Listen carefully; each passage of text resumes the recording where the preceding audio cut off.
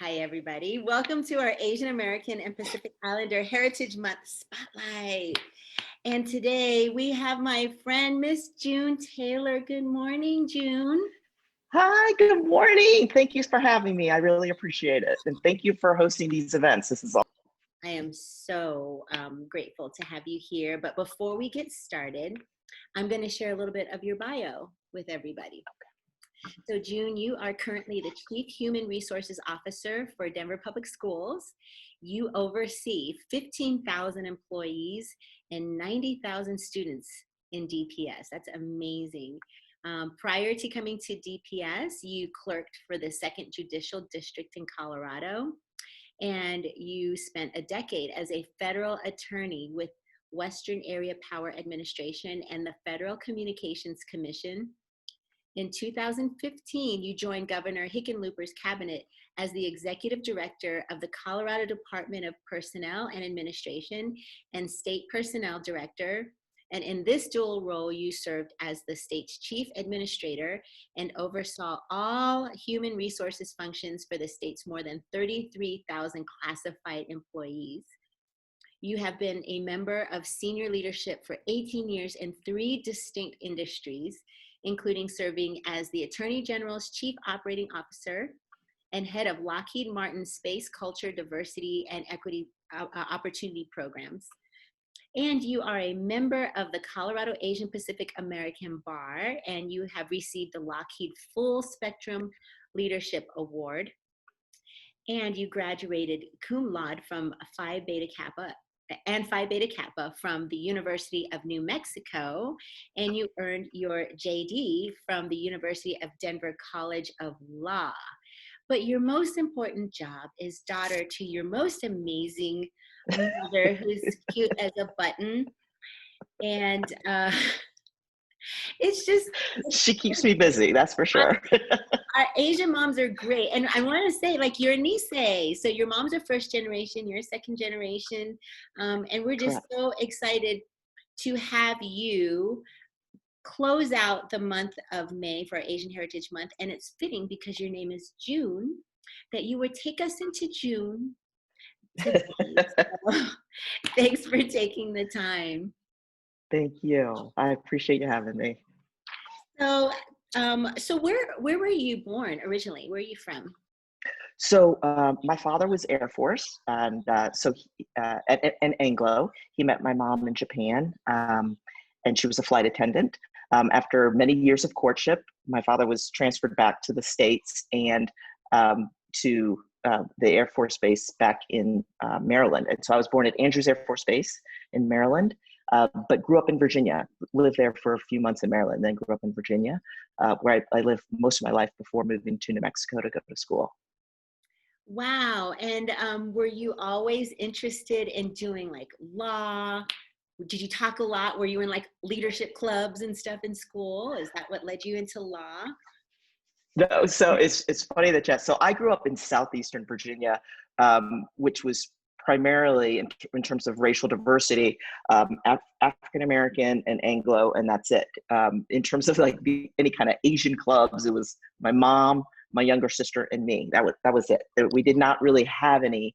This is post Vietnam. We really didn't have any anybody around us or any images, any people really in leadership where someone who looked like me was in these roles. So grew up with my mother, of course, being a very strong influence in my life, and my father, once he retired from the Air Force, he became a teacher, taught at a small community college, and education for both my parents was tremendously important. My father used to say that education was a great equalizer. He grew up in the post-Depression where he was the first in his family to graduate from high school, and first in his family to go to college and get his MBA. My mother, on the other hand, grew up in Japan. Her brother is a doctor. Her nephews are both doctors. Her father was the town doctor. Her grandfather was the town doctor. They were samurai, and after the Meiji Restoration, that became the family practice. So with that in mind, my mother ingrained it on me that I was going to be a doctor and I was going to get a good education. And so that's what I really thought I was going to do for a number of years until I, went to college, and the sight of blood, I dropped into a dead faint, and I realized this isn't going to work. So I really didn't have a passion for policy and law probably until I was in school. It was probably well into my late teens and 20s before I really thought this is what I want to do with my life. Well, I want you to know, like, the Asian community was really excited to hear that you started working in DPS because, we have been talking about the need to have people that look like us in different positions. And then when you were hired, I know AAPI, we were like, wow, there's someone in senior leadership who looks like us. And so thank you for accepting the job, because I know it works two ways, that you wanted to come and be a part of DPS and help improve and make changes because you care about people. And so thank you for coming. And with your work, what was it like working for the governor? I mean, you were appointed. And so talk to us about like that journey to working for the state. So prior to working for the state, I spent a number of years at Lockheed Martin. And I think what was awesome for me, there were several reasons that I joined Lockheed Martin. At the time, the ethics and their code around ethics is just so hugely important, and that remains the case today. Full spectrum leadership, the idea that really leadership of culture, and then finally their commitment to diversity. And so I was really grateful to have a number of years to work for an organization where every priority is around the customer, around the products that the organization developed. But what I really liked is when I talk about those three things, diversity, ethics, and leadership, that really gets to the culture of how you do things. You can look at an organization, and if you just focus on the outputs, then that's one thing. But the way we live our lives, how we are productive, what has meaning is really the how. And I was so grateful to have that kind of foundation and that background, so that when I did meet with the governor and I was hired, and really it wasn't just him, but it was all the members of his leadership team, so committed to making a difference for every Coloradan. And I think what I appreciated about the governor was that he really built a leadership team around him that was not just committed to delivering and making a difference, government making a difference, serving people, but also how we go about doing that, being respectful and being appreciative of differences in culture and differences in experiences. And so being able to give that charge and then lead an organization, my department at that time was about 400 people, and from all different backgrounds, individuals at different education levels, different types of expertise. And I was so incredibly gratified because while in that particular department, you have individuals who worked on the grounds of the Capitol, you have individuals who were administrative judges, you have individuals who were responsible for all the paychecks that go out to every single state employee. All those different expertise, their day-to-day work varies, but at the end of the day, they were truly and are truly committed to Colorado and the people in Colorado. And that was, absolutely love working for organizations that are mission driven in that way. That's perfect segue into the conversation we have as teachers, because we talk so much about math and literacy, right, as the focus of the skills that young people need.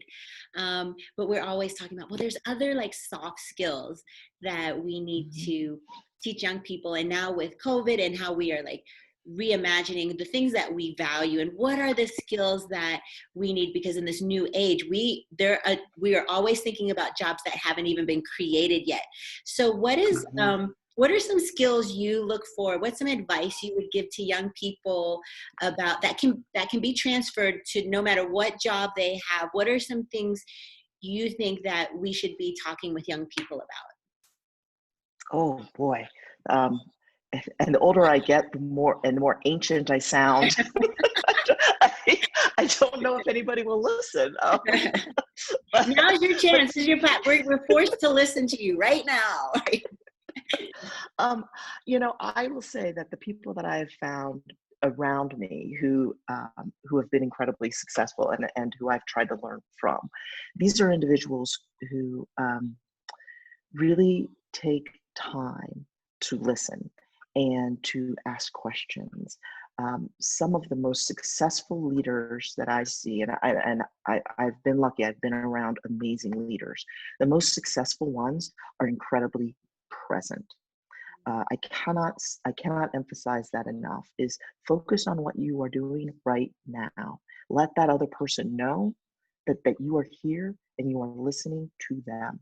Create those connections, because you may not have another chance to do that again. And there's so much richness in what you can gain in that one connection. And there's so much richness that that other person gains. So I would say that, I know that we talk about all the various skill sets that are out there. Absolutely. You got to get the fundamentals. There are people walking this earth that are far smarter than I am. But it means nothing if what you're doing is in a vacuum and no one is there to listen or to receive it or connect with. I struggle with trying to find anything that we do as a society that is singularly individual. We are more and more interdependent and interconnected than we've ever been before. So I would say that in terms of a skill set, being able to listen and connect, stay present, stay focused, to listen and learn, ask questions, that inquiry is how we're going to learn from each other and hopefully get to, better results.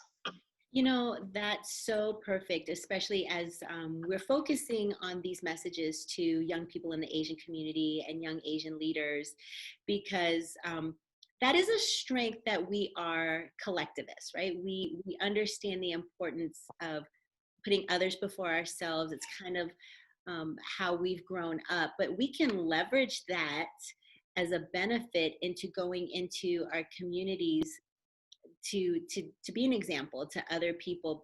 It's a good and a bad. I think sometimes we become very insular, right? And we're very quiet and we kind of keep to ourselves and we don't let a lot of outside influences come in.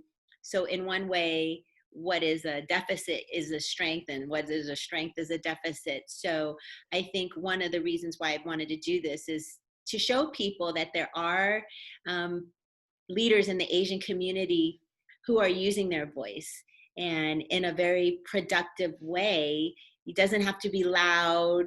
There's a space, like we see, like sometimes there's a space for all different ways of getting your voice out.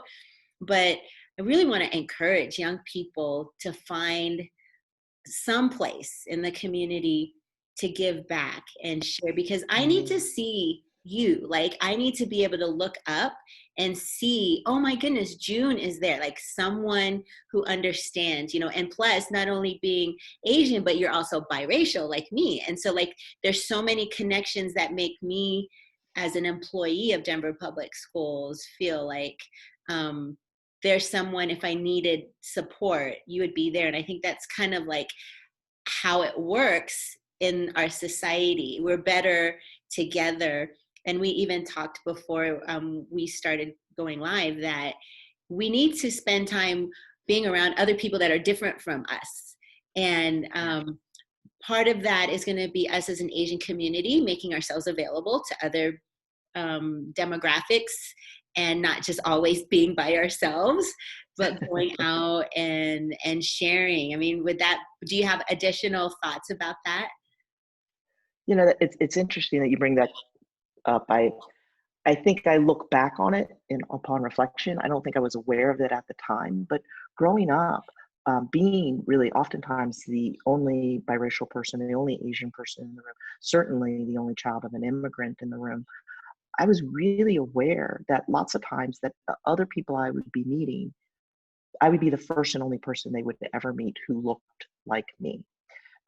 And being cognizant that I was creating an impression for them that they would take with them about Asian people. And that's a lot of pressure for a kid, but it's something that I think many of us have grown up with, is knowing that we are creating that impression. But in doing so, we not only become role models to other young people who are coming up and who may look like us, but also we become almost an ambassador, if you will, around what we can do. There again, not a lot of people do what we do, Priscilla, and so for people to be able to see, oh, okay, yeah, I know someone who may look a little different, have a little different experience. I think that's really important, and I think but it's tough. It is tough to grow up Asian and to feel that I don't want to generalize, but I should say it was tough for me to grow up and to step out and to lead, and to push and to have my voice heard when maybe there are other societal things that are telling me that that's not your role, and to be able to acknowledge that, no, by doing so, one, it's my voice, it's being true to who I am, and you start having more and more successes along the way. But the other thing is that it's important for people to see you in that role. Yeah, I went to last year I went to a leadership conference just for Asian women. And that Wow. was a really interesting conversation about how we're viewed and how we view ourselves in the workplace. Yeah. And it's a continuing conversation that I think as Asian women and biracial Asian women, as we are juggling and code switching and all of the things we do to contribute our value in conversations and our ideas. And also, the intersectionality of coming from military families and what we bring to the table with that, because I know we grew up around other people from all over the world. I mean, that's one of the things I loved about being an Army brat is like every time we moved, it would be a whole nother cluster of people from different backgrounds, and it was all I knew. And so I grew up in, I feel like, a pretty healthy environment where I was around so many different people that I thought Mm. everybody always gets along. Like I mean, this is great. Like, I don't care. Like, where are you from? Oh, that is cool. Right. And then Yeah. you go out into the real world and you realize there are a lot of people haven't traveled and a lot of people haven't been around a lot of different people and languages and things like that. And so it can really shake you a little bit and say, wow, we have a lot of work to do. And so I think that's Right. what drives me to continue to have these conversations, especially with my students, because in DPS specifically, we have kids from every continent, 100 languages, where I can't lost track. Like, Yeah. like the students where you realize, oh wow, they've never actually been in a classroom, like they've never had to sit at a desk. Yeah. How do you help them maneuver through, because they're like in culture shock too. So there's so much work that we need to continue to do. And I guess I would just say, now I feel like you're interviewing me. What I would say is that we need to just continue to just listen. Like you said, be present. That's great advice. Like, be present, listen, slow down, and realize that there's people who think differently than we think and have different philosophical views. And, we'll find our way if we just take the time to care and listen. But in a more lighter subject, like, what are some of your hobbies that you love to do? Um, so I'm very lucky. I've been able to travel quite a bit in my life, and just see and experience some amazing things. I think during COVID, that's something, of course, that have had to cancel a few trips, and that's okay. I get to maybe Oh, sort through a lot of photos and organize those that have. So there's goodness there, but yeah, and also just kind of reflect on the privilege that I've had to be able to travel as much. Love skiing, and the ski season was cut short, but looking forward to getting back out there. And then of course just anything outdoors, running, hiking, and those kind of things, and spending time with my nieces. I'm very close to them as well. have you ever tried snowboarding, or are you just a skier? I am a wreck of a skier. It's bad enough. I don't know if I could take on snowboarding. Yeah, We but have I'm persistent. Yeah, we have this battle in our house. My husband's the skier and I'm the snowboarder. And I'm like, snowboarding is like so cool. It's so rad. He took one snowboarding lesson. I'm totally telling on him. And he like wiped out and he's done. And I'm like, yeah, not everybody's It's as tough as hard. me. Yeah, the learning curve is pretty like steep, but I feel like a millennial when I'm like snowboarding. I feel so young, and it's not Right? a kid. Like I feel like cool, cool. But where's the first place you hope to go once you feel safe to travel? So, my mother, she goes back to Japan every year. So and usually my sister or we're lucky enough, one of us will go back with her. She goes back for her class reunions. She grew up in this little fishing village, and not everybody could go to high school. So they count their reunions from when they were in kindergarten together. So my mother will say, I'm going back for my 75th class reunion. And I'm like, what? Because it's so different. Here in the States, our framing is when we actually graduate from high school. But for her, many of the girls that she went to school, fortunately, many of them are alive. And so it's this small group. They get together every year in Japan, and they'll travel and they'll go somewhere. But this year they called it off. So I'm looking forward to being able to take her back to Japan for her trip with her girlfriends. That's so awesome. And your mom is like a cutie pie. I love. How old is your mom now? She's, oh goodness, I don't know how live this is. Hopefully she won't see it. She might get mad at me. But she just turned 84.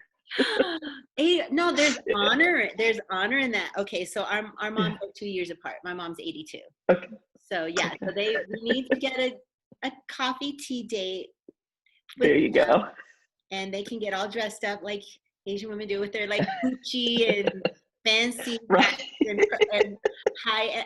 Oh my, that's a whole nother like show about how like crazy rich Asians love like name brand stuff. Okay. I've thoroughly enjoyed talking with you. This literally has been the perfect way to end Asian Heritage Oh, Month. So before we go, like, what has been something that has put a smile mm. on your face and brought you joy during this pandemic? Um, so right now, looking at all the graduates, I'm just amazed. There's going to be an entire generation of kids who are hitting milestones now, who we will look at and say, my gosh, they're so resilient. My oldest niece is graduated from high school, and just the look of pride on her face, where she's standing in front of like a window with like printed paper behind her in her cap and gown, but just as proud of this achievement. And all these other kids that are hitting like, continuation from kindergarten or eighth grade. But these kids that are achieving milestones, that are proud of their achievements, that are celebrating their achievements, knowing that it's not quite what they had envisioned or we had envisioned for them. I absolutely love seeing their resilience and celebrating that. Well, June, thank you so much. It has been a joy to talk to you. I'm really excited about seeing you soon and over some food. It seems like every time I see you, it's over some food and celebration mixed together, which is the way we do it, right? That's right. That's right. But I want to publicly thank you so much for the work you do. I know the job you have is really, really hard. And when you're in leadership, there are decisions that you make that you can't make everybody happy, and sometimes people don't understand the whys behind what you do. But I fully believe that your heart is really pure and that you are trying really hard to make the right decisions. And so thank you for all you do for us in DPS, and I hope that you stay healthy, stay well, and let's go have a great summer, huh? That's right. Thank you, everyone. Be well. Take care of yourself. I really appreciate the opportunity. Take care. Bye Bye bye. now.